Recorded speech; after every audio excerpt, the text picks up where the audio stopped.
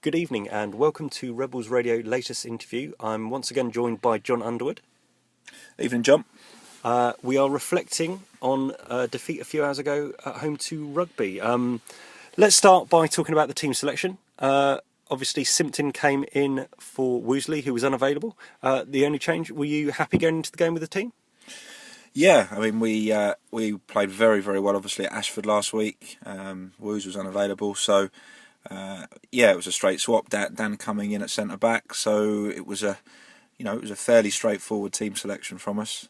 And I think we spoke before about Guy. Guy's captained us before, so it was quite an easy decision for us to make. And Rugby came in and did a little bit what commonly we've talked about Slough doing to other teams before. They had a really bright start. Towers was particularly lively down the right, hit the bar after only a few minutes. Somerville on a number of occasions was called in. Was it them being good, or were we slightly off it? I think you've got to give credit to them. I thought they played very well today. For whatever reason, we weren't at the levels that we have been for a while now. I mean, we've been on a fantastic run. But you're right, we never really got going at the start, and they did start well. I mean, Jake Somerville was outstanding first half. I think if it wasn't for him, we'd have certainly gone behind before we scored, and it could have been a very different game. No, I mean, Jake was fantastic today. But yeah, we looked a little bit sluggish, a little bit on the back foot. They looked a little bit brighter than we did, which obviously was disappointing for us. And Lake Gaskin seemed to be kind of dropping deep, picking up the ball in that gap, almost between kind of where the midfield, where McClurg and Short were sitting, and seeming to kind of get in and amongst it and get a lot of the ball early on. Yeah, he's a good player.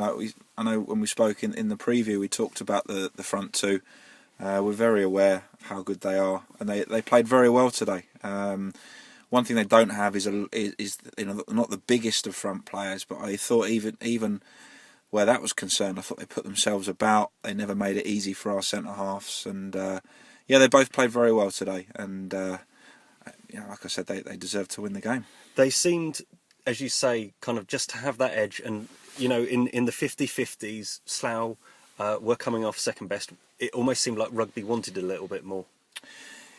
Yeah, I can see how it looked like that. I mean, I can only tell you, this is so important to all of us in the changing room. And, if you'd have seen us in the changing room before the game and in the warm-up, everybody was fully pumped up for the game.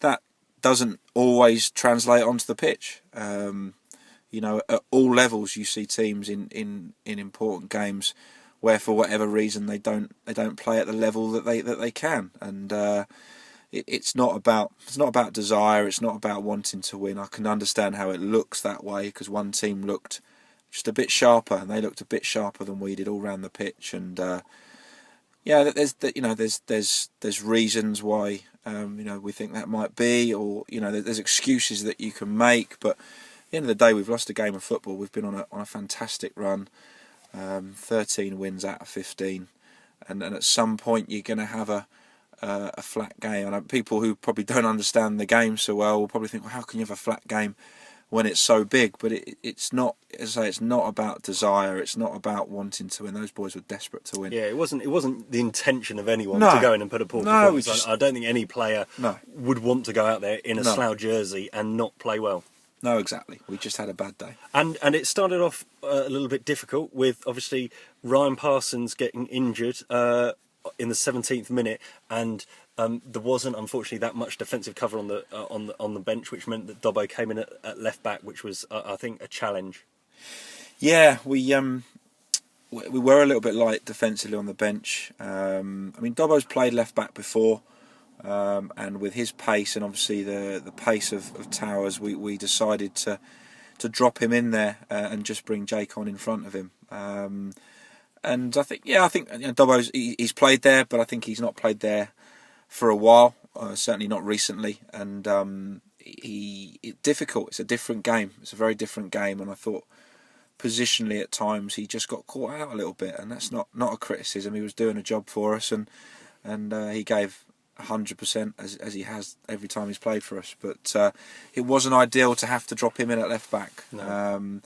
And yeah, that affected us. That certainly didn't help, because Ryan Parsons is a big player for us. Yeah, and chances were slightly few and far between to what Slough Towns are used to. But then when there was a chance, boy, did Jamie McClure take it. What a great goal that was. Yeah, it was a fantastic strike. I've seen him do it once before. He did it for us last season at Godalming. Similar strike, keeper off his line. Great technique to hit it like that. And I mean, to be fair, at that point, I don't think we deserved to go in front. We'd had a good chance with Warren Harris, got in. Keeper made a brilliant save, and then he saved the rebound from Dobson as well. That was our best chance. It was a good chance. But yeah, I think I think it would be unfair to say we deserved the lead at that point. But we would at that stage we'd take a goal however it came, and it was a great strike. And then off for half time, it seemed like Rugby were having a couple of questions asked of the ref. I think it was Richard Blythe and one of the management team were kind of confronting the referee at half time. Do you know what that was about?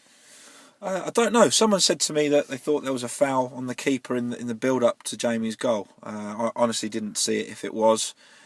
So it may have been that. I can't think what else it would be. No, the only other thing I could have thought was perhaps if in one of those goalmouth scrambles when Somerville did amazingly well to keep it off the right side of the line, whether there was any contact in between players in the box, whether they saw it differently to the referee. Yeah, not sure. So what did you say at half time then? I think, the lads weren't happy at half time with how we'd been playing. We tried to kind of draw a line under the half in terms of our performance because it hadn't been at the levels that we're used to. I think we said we've got we're lucky we're in front. Probably. I don't think they were miles better than us first half. I thought I thought they probably had the better chances, and Jake, as I said, at times kept us in it. We just talked about it being a huge 45 minutes in our season, and that they had to fight for everything. We pointed out a couple of dangers that we felt they were getting at us, and we talked about that. We wanted us to show a little bit more composure on the ball. Sometimes when you're not playing well and you're under a bit of pressure, when you win the ball, you're then too hurried to get it away and rather than relax on the ball. And I just felt we could have talked better at times and shown a little bit more composure when we actually had time. And we didn't pass it as well as we can today. That was clear. No. And then the second half kind of continued in the same vein as the first half. Rugby were quite dominant, and then they actually made most of it. Somerville was helpless on the first goal, a great flick by Kolodinsky, and then his partner in crime, Lake Gaskin, got in on the action as well after 60 minutes. So 2 goals in 5 minutes really changed the momentum of the game.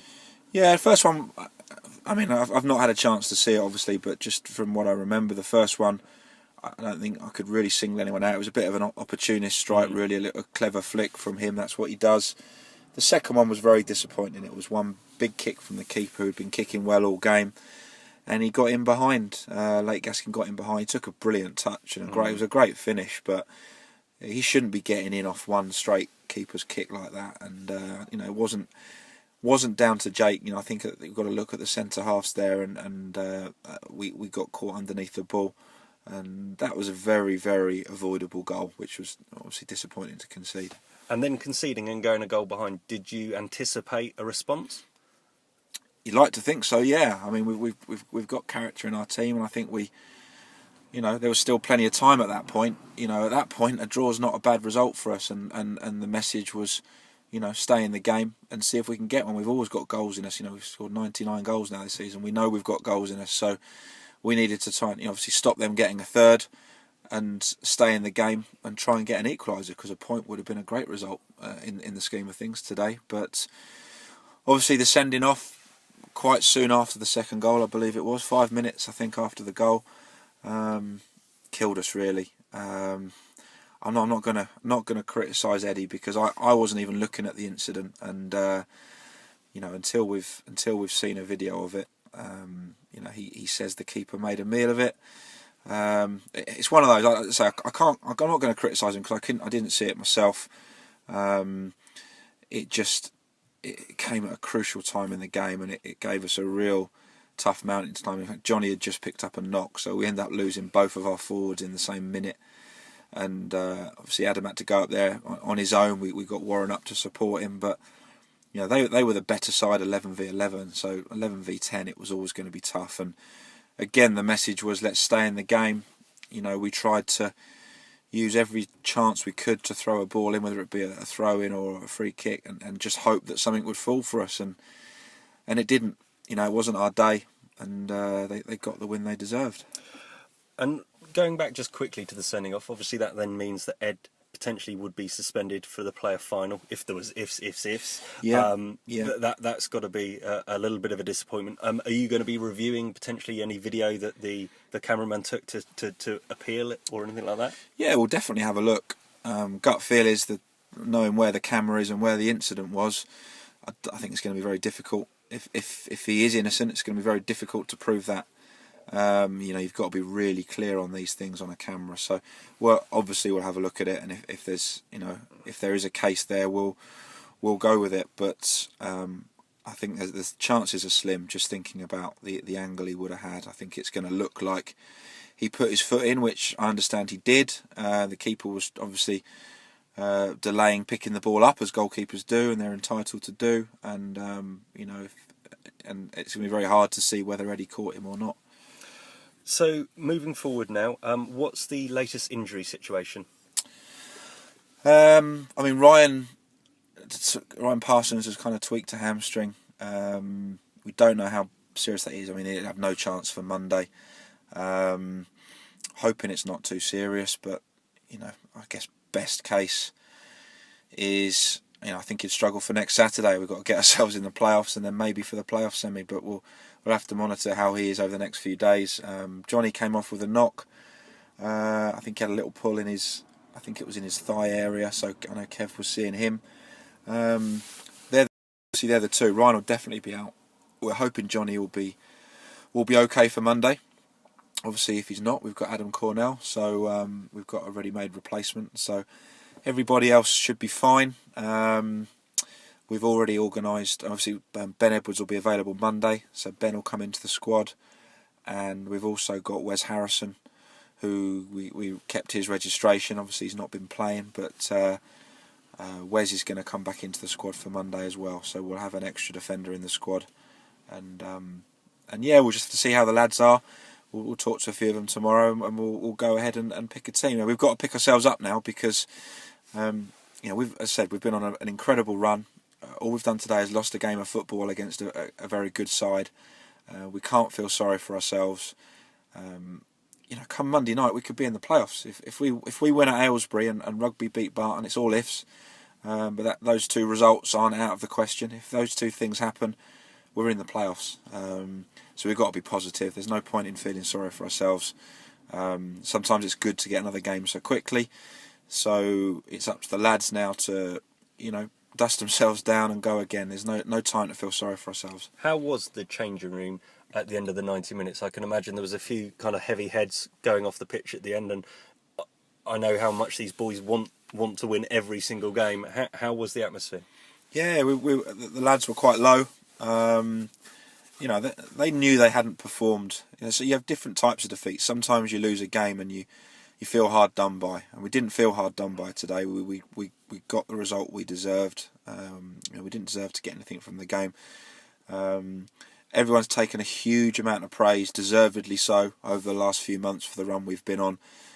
We've all taken that as a group, and any criticism that comes our way today is justified. But we don't suddenly become a poor side. We've had a bad day.